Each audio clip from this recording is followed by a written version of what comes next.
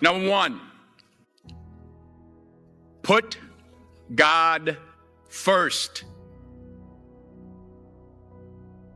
Put God first in everything you do.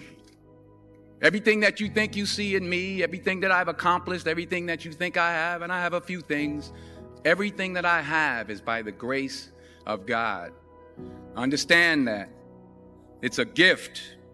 40 years ago, March 27th, 1975, it was 40 years ago, just this past March, I was flunking out of college. I had a 1.7 grade point average. I hope none of you can relate. I had a 1.7 grade point average. I was sitting in my mother's beauty shop. They still call it beauty shops now? What they call it now? Yeah, I was sitting in the beauty parlor. I was sitting in my mother's beauty parlor, and I'm looking in the mirror, and I see behind me this woman under the dryer. And every time she looked up, every time I looked up, she was looking at me, just looking me in the eye. And I didn't know who she was, and I said, she said, somebody give me a pen, give me a pencil, I have a prophecy. March 27, 1975, she said, boy, you are gonna travel the world and speak to millions of people. Now mind you, I flunked out of college. I'm thinking about joining the army. I didn't know what I was gonna do, and she's telling me I'm gonna travel the world and speak to millions of people. Well, I have traveled the world, and I have spoke to millions of people. But that's not the most important thing, the success that I had. The most important thing is that what she taught me and what she told me that day has stayed with me since. I've been protected, I've been directed, I've been corrected. I've kept God in my life, and it's kept me humble. I didn't always stick with him, but he always stuck with me. So stick with him in everything you do. If you think you want to do what you think I've done, then do what I've done and stick with God. Number two, fail big. That's right. Fail big. Today is the beginning of the rest of your life, and it can be very frightening. It's a new world out there. It's a mean world out there, and you only live once. So do what you feel passionate about. Take chances professionally. Don't be afraid to fail. There's an old IQ test, was 9 dots, and you had to draw 5 lines with a pencil within these 9 dots without lifting the pencil. The only way to do it was to go outside the box. So don't be afraid to go outside the box. Don't be afraid to think outside the box. Don't be afraid to fail big, to dream big. But remember, dreams without goals are just dreams, and they ultimately fuel disappointment. So have dreams, but have goals. Life goals, yearly goals, monthly goals, daily goals. I try to give myself a goal every day. Sometimes just to not curse somebody out. Simple goals, but have goals. And understand that to achieve these goals, you must apply discipline and consistency. In order to achieve your goals, you must apply discipline, which you have already done, and consistency every day, not just on Tuesday and miss a few days. You have to work at it every day. You have to plan every day. You've heard the saying, we don't plan to fail, we fail to plan. Hard work works. Working really hard is what successful people do.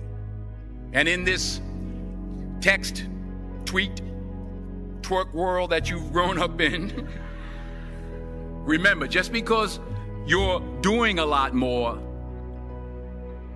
doesn't mean you're getting a lot more done. Remember that. Just because you're doing a lot more doesn't mean you're getting a lot more done. Don't confuse movement with progress. My mother told me, she said, yeah, because you can run in place all the time and never get anywhere. So continue to strive, continue to have goals, continue to progress. Number 3, you'll never see a U-Haul behind a hearse. I'll say it again. You'll never see a U-Haul behind a hearse. I don't care how much money you make, you can't take it with you. And it's not how much you have. It's what you do with what you have. We all have different talents. Some of you will be doctors, some lawyers, some scientists, some educators, some nurses, some teachers. Yeah, okay. Some preachers. The most selfish thing you can do in this world is help someone else. Why is it selfish? Because the gratification, the goodness that comes to you, the good feeling that I get from helping others, nothing's better than that. Not jewelry, not big house I have, not the cars, but it's the joy. That's where the joy is in helping others. That's where the success is. Finally, I pray that you put your slippers way under the bed tonight, so that when you wake up in the morning, you have to get on your knees to reach them. And while you're down there, say thank you for grace. Thank you for mercy. Thank you for understanding. Thank you for wisdom. Thank you for parents. Thank you for love. Thank you for kindness. Thank you for humility. Thank you for peace. Thank you for prosperity. Say thank you in advance for what's already yours. It's how I live my life. That's why I am, one of the reasons why I am today. Say thank you in advance for what is already yours. True desire in the heart for anything good is God's proof to you, sent beforehand to indicate that it's yours already. I'll say it again.